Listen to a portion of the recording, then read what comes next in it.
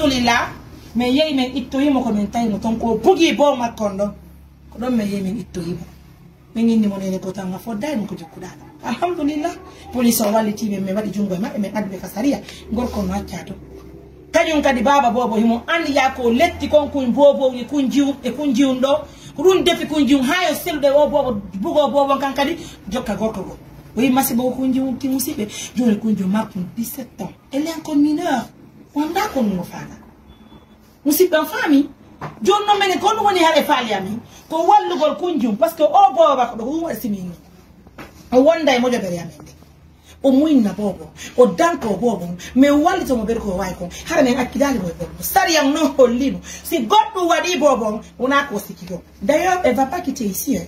Elle va rester avec nous mais l'objectif on va l'inscrire dans un centre de formation elle va apprendre le métier petit à petit elle va changer de vie après on va l'envoyer au village rencontrer ses parents mais quelles sont les mesures qu'il faut prendre pour sauver sa vie parce que tagaɗo si wawi bugagol bowo mum jokka gorko hare no wondi e masiɓe mais yo Allah dandu kadi goɗɗo wonde si tawi woni tagaɗo on o woni voilà musidɓe assalamu aleykum mi salmini yomoɓe tedduga mi yetti o mouradu moƴƴuru voilà are ko andintingol on dit grand merci à tout le monde surtout à nos partenaires de confiance assistance humanitaire d'urgence. Alors comme vous le voyez en image mes amours, depuis le lundi, nous avons reçu cet enfant chez nous. Aujourd'hui, on dit Alhamdulillah. Nous ne regrettons vraiment pas pourquoi nous avons entretenu cet enfant pendant 3 jours. Alhamdulillah. Hande yiti nene bobo kanko nene boboni. Musibe, vous allez voir tout à l'heure, c'est elle-même qui va allaiter l'enfant. Parce que nous andir don non gila bimbi. Pai me yiti mo. Ko wonno ton haray ko benen e police o wonno ko yaaduno haray non alhamdulillah rabbil alamina il faut reconnaître que police on golli golle mun en kanyum kadi muradu moƴƴuru haray men yaadi men hendi nene bobon e omo wonduno ton fen o saydo on do ni kanyum déjà no ka police centrale ton ko to woni ko men acci kanyum on do haray kanyum nene bobon be nabro mo hay ka laptan haray laptan on holli wondema himo wawi muyninde bobo musibe haray joni fo men ko en jonninir juude tanko nene bobo fi wata o yiltuto e ko boni o jokka worbe o acca bobo makko mo hedi on o hayki o bobo makko Allah mi tori kama kanko wawi jogiti yo Allah dandu mo hakke bobo makko dari bobo ma wande machine andi timo na andi timo andi talimu andi timo averti ka avertaki averti ay kita o bomma aduna dari bomma dari bomma acca bomma doga yaltaga dari bomma nene dari bomma ko Allah walluma bi addi kadi bomma be jonni mojo bere ndi Allah wadi barkiyemu mais lota ay tonki bobo no yupago ay bomma no danka à côté de galle modo mo fo mo musibe c'est qu'on appelle assister une personne dans le besoin. Nous n'avons pas pris l'enfant parce que nous voulons adopter l'enfant. Non, nous sommes dans une organisation humanitaire, nous aidons tout le monde. C'est une question de ramener la maman à la raison. Elle est là aujourd'hui. L'autorité nous a remis même la maman. Elle va rester avec nous. L'objectif c'est de l'aider à avoir, à préparer son avenir. On a ta golle o golla o sela o hila mo yalla. Yo alla dandu ko hedi makon do hilali bobo la bobo da bobo dari bobo ma chérie dari bobo etu bobo on tu jude nani tambo da bobo wala dande hakke bobo yalti ngel ko en tingen pour s'il te plaît tu es là ni bobo ma nene bobo Allahu Akbar.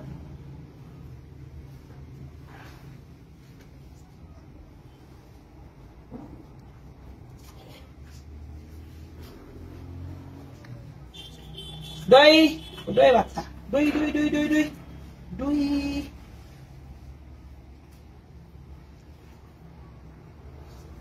Nene. Nande ante bomma. Wadu kundu ngata hundu ko bobo. Fankile, fank. Fanko ma fankile. Eh, si yo bomma. Dari. Aoudoubillah. Moussipé, c'est vraiment compliqué de fois pour nous depuis le matin. Nous sommes fatigués. Depuis hier, il faut le dire, hein, depuis hier.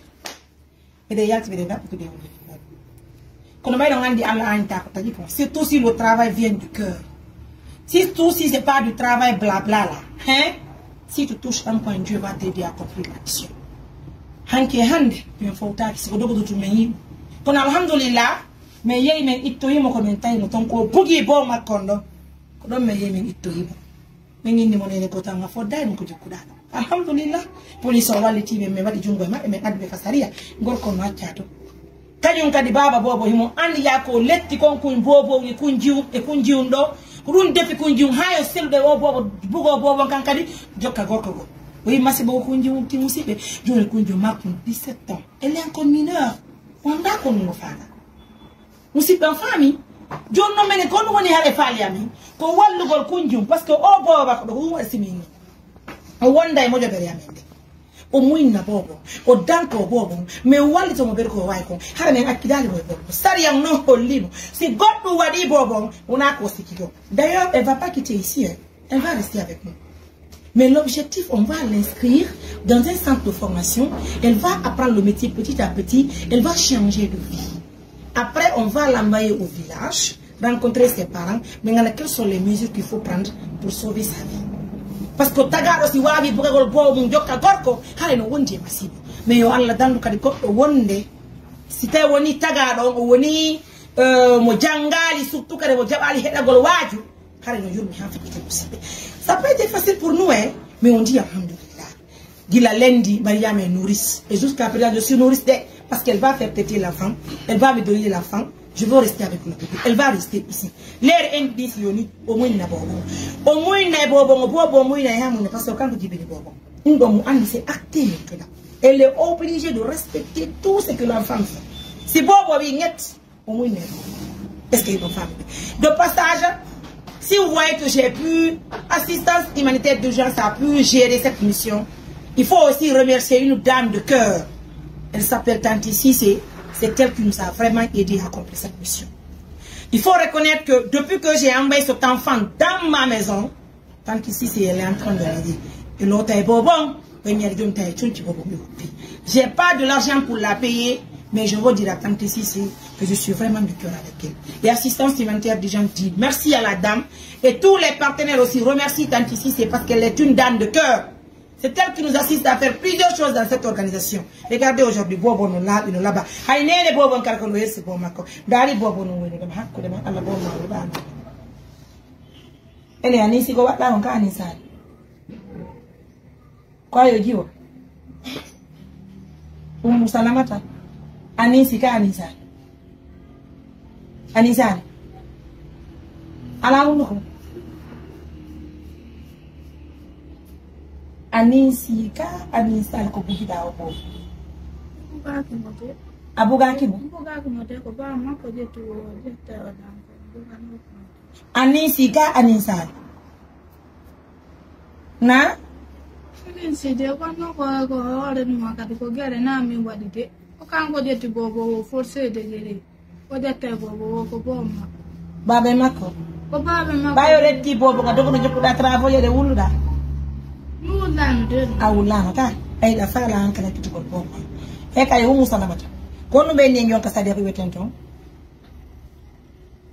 na o mi dan ko bobo yo ay nay a julu toroda Allah ko Allah fottindi mayde mo jobiri wetende assistance humanitaire d'urgence ay woni e jogi a haylo ta ko a yindata bobo mun nay atabitay ada ay mekke Allah farama dewgal tapita ka modiba anani ya jabi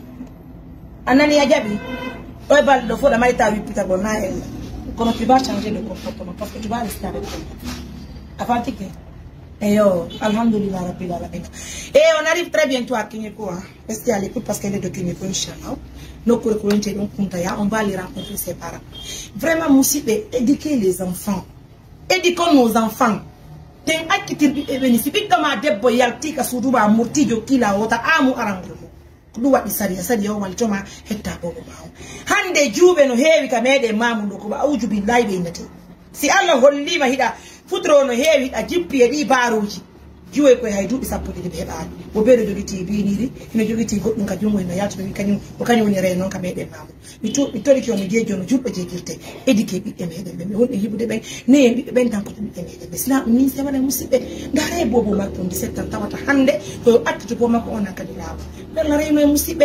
En tout cas, merci pour la confiance, l'attention, c'est pas une chose qui est facile, mais on dit alhamdoulilah. Pour l'instant, on va vous laisser d'abord se reposer, reposez-vous, mais je vous apprends que l'enfant se trouve dans de très bonnes mains, voilà, et puis la maman a été retrouvée par l'ONG Assistance Humanitaire d'Urgence. Pour finir cette vidéo, je vous rappelle le rendez-vous, c'est pour le 25 février 2025 à la Maison des Jeunes de l'Homme. N'oubliez surtout pas, venez très nombreux.